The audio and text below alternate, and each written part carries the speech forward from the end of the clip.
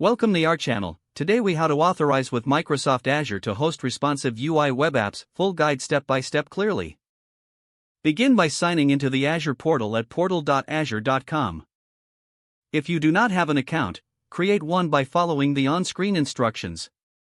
Once logged in, navigate to the Azure Active Directory section on the left side menu. Click on App Registrations to register your web application.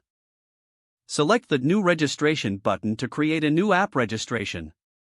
Enter a name for your application in the name field. Choose the Accounts in this organizational directory only option for single-tenant applications. In the Redirect URI section, select Web from the drop-down menu.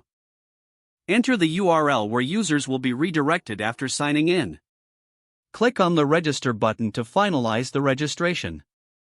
After registration, take note of the application, client, ID in the directory, tenant, ID found on the app's overview page. Next, navigate to the Certificates and Secrets tab in the left menu. Select the New Client Secret option to generate a new client secret. Provide a description and set an expiration period for the secret. Click Add and securely copy the generated client secret as it will not be shown again. Now, navigate to the API Permissions tab in the left menu.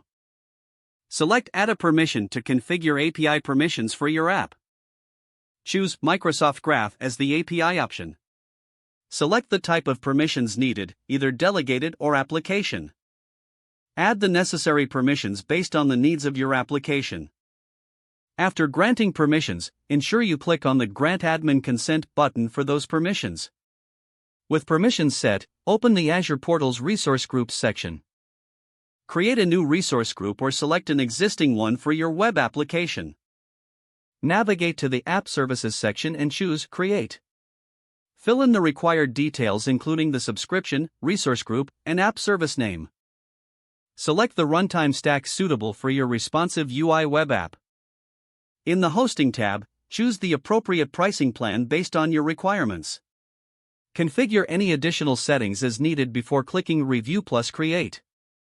Don't forget to like this video and subscribe to our channel for more step-by-step tech guides.